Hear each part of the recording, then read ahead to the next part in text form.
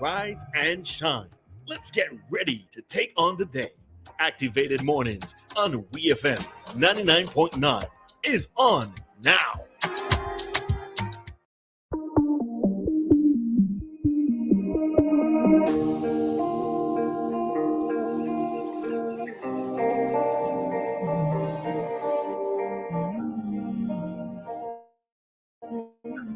I never heard the water running in the background. No How wonder. would you? No wonder. This song's so nice. You know the water? And the biggest singer, so I can help you. Good morning, St. Vincent and the Grenadines. Time. Okay. Feel like a running town again. Jump on the wrong again. It's that kind of morning. No place like WEFM. WEFM. WEFM. All right. The time is 7:18 Your here in fault. St. Vincent and the Grenadines. Good morning, St. Vincent, and welcome to Activated Mornings this morning. You're listening to Arian. With me is Christal. Just want to say good morning to everyone. Tune in to 99.9, those in the diaspora, those on the way to work, school, just starting your day this morning. Special good morning to you. Good morning to Anne, first on the live. Morning to Joshua. And good morning to you, Christal, who's with me in studio. Good morning. Good morning. Tout le monde, todo el mundo, everybody. Tout man bagay. Good morning, St. Vincent and the Grenadines, the rest of the region, and of course, the rest of the world. Welcome to Activated Mornings. It is the 10th day of April 2024. I'm pretty sure it's somebody's special day. What is his birthday or anniversary? So happy birthday and happy anniversary to you. The number to call as usual is 457-9997. If you'd like to join our discussion at any point this morning, that's WhatsApp. And the number to call, same number. We're also live on Facebook and YouTube at WEFM 99 SVG. So if you ever miss any of our lives, you can always go back. Oh, that was a mouthful. Just want to say good morning to... You got something else? You're going to say something else? No. Oh, just want to say good morning to OSV, the staff at OSV, persons living in Glen. Wow. Glen, Calico. Living in Gale. Persons living in Glen, Calico, surrounding areas. And yes, again, the staff at OSV who contributed $20,000 to Vincentian athletes here in St. Vincent and the Grenadines. OSV joins the government of St. Vincent and the Grenadines, Careers Hazel Inc., ECGC, and Swiftback in contributing to the athletic careers of Vincentian. These donations were mainly geared towards Shafiqua Maloney and Handel Roban, who, as we know, have been doing amazing work in the athletic arena for St. Vincent and the Grenadines. And we have been advocating for this. That's 20,000 EC? No, US. 20,000 United States dollars. I'll tell you how much these things cost, but the benefits in the long run far exceed the monetary value. It happens. Yeah, more to you than to me, but hey. Who jabs in the morning, 7:20, and Christal is jabbing. Speaking of jabs, good morning, Grenada. You know Grenada listens to us, right? They can hear us. They can pick up our frequency. Really? Good morning, Grenada. It's always a pleasure. Like brother and sister, you know, just like us in St. Lucia, we could see SLU. Big up to St. Lucia as well. Good morning. No, I said brother and sister. If you get onto the Grenadines. Okay. Get onto the Grenadines. It's an easy, you know. Correct. And I find the further down you go, the more you sound like them. The more you sound like them. At first, I was confused. I was like, oh. What's with this accent? Like, oh, yeah. And the drinks that you get in Union Island, not the same drinks you would get on mainland. So it's a totally different experience down there. Good morning to the Grenadines. Anyways, 7:21. Let's get down to some matters concerning national community interests. What's the first one? So as we know, on Monday, there were two bodies discovered, burnt and tied together. There are even some reports that they were chopped. They have signs of being chopped in Park Hill.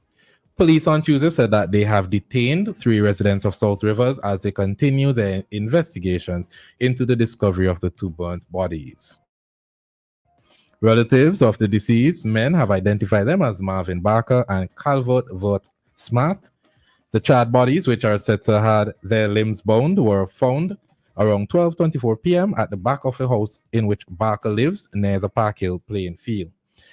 The Royal St. Vincent and the Grenadines Police Force said it continues intensive investigations into the death of the two men and described apprehension of the three individuals as a significant development. Police said that the men were assisting with the investigations. Thoughts? This story is just really crazy to me because I've been trying to like rack my brain as to what could have transpired that would warrant this level of criminal activity.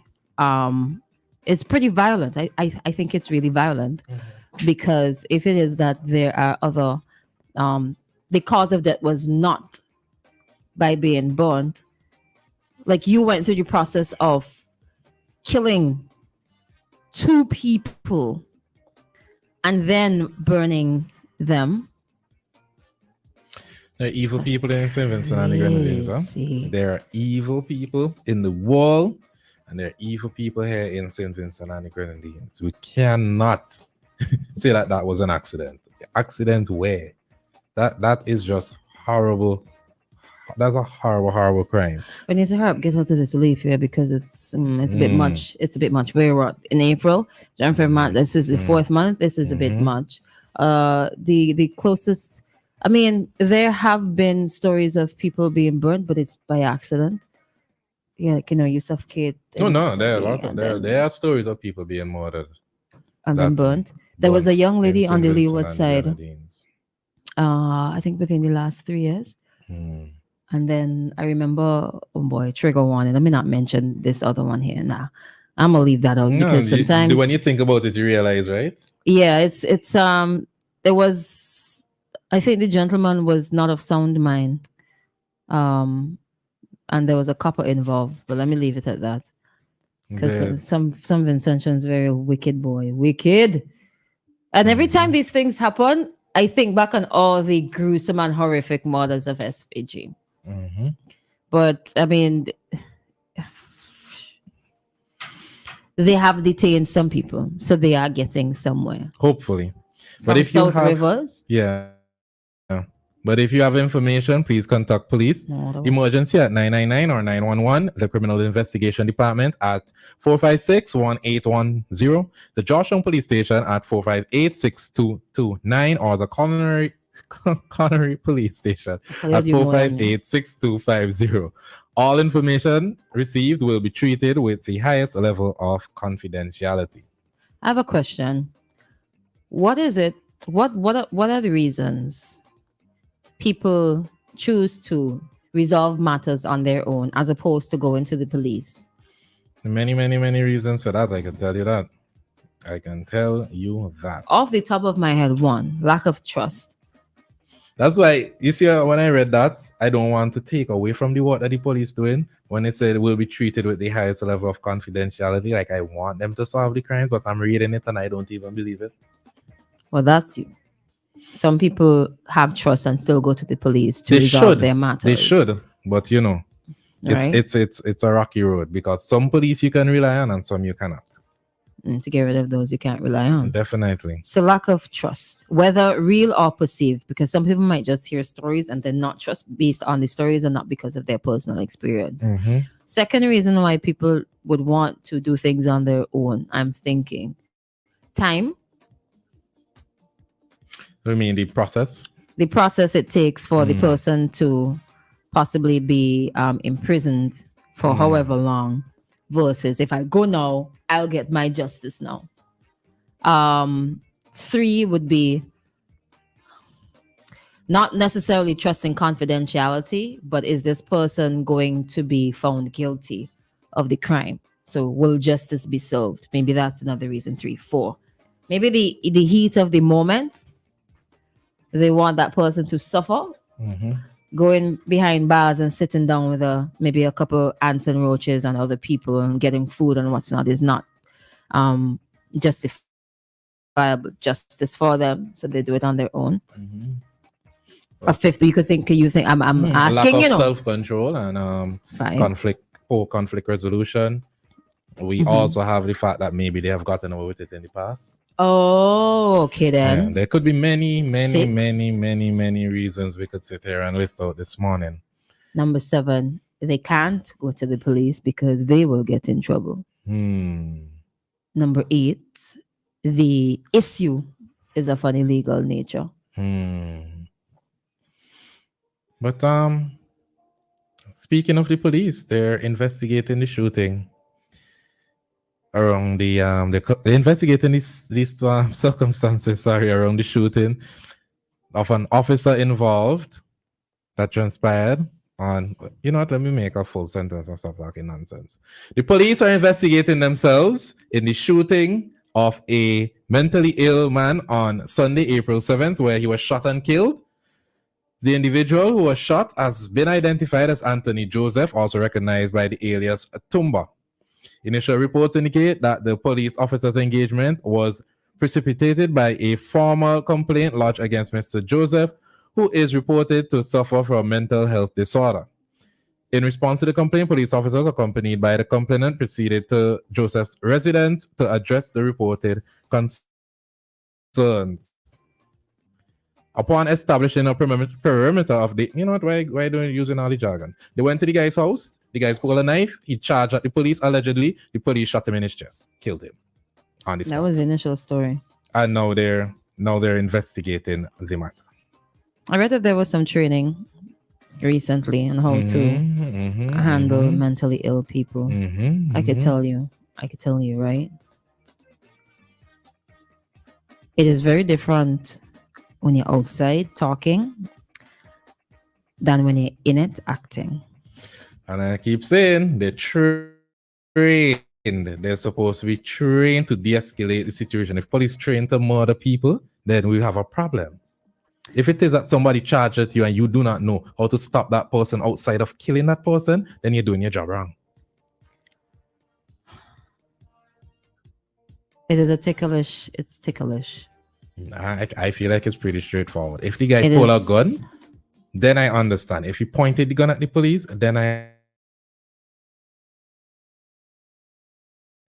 understand. He pulled a knife and charged and for the chest. And I said this yesterday. If he wasn't aiming from the chest and got him in the chest, then that's even more scary, because now we have officers who have firearms and can shoot, and release was suggested that they get taser guns, and taser guns make more sense to me. You know that you're going to somebody who has a history of mental illness. You're not going to use a taser, try to subdue him. Your first thought is, well, let me not say his first thought because they're not in his mind, but the result is you shoot him in the chest. And this is always the problem with police investigating police. We really don't know what's going to happen. We don't know what's going to come out of this. We are hoping that the police officers will be fair in their investigations, but... A call is coming through. Hello, good morning. Morning, caller. We have about a minute before we have to wrap up. Morning. Good morning. God bless you all. Quickly, I will say pertaining the situation with the police, shoot the guy in the chest. My opinion, if it is a knife, and I think they should shoot him in the chest. If they try to take him down, it was possible for him to get to him. It should be something in his foot or something like that, in their hand. Doing that, I don't expect that to be done as a trained police. Leave that for somebody who ain't trained and the flukes in. Well, the thing is, we don't know, eh? We do not know if it was a young officer I'm as just well. saying that my opinion of knowledge. But I'm saying we don't know. My opinion of knowledge. When somebody can handle a gun and flukes in, they shoot anywhere party you catch it. But if you are professional police and you're trained, I believe instead of target his chest, target some part of the body to take him down, but not to kill him. And I find in my country, they don't know how to handle mental people. Cut for back for some help, I'll leave them alone. Have a great day. Thank you. And we have stories of police killing mentally ill people in the past, but we also have stories of police wounding mentally persons in the past. So, I'm curious to see what the facts are for this case, because off the bat, it's not sounding good at all.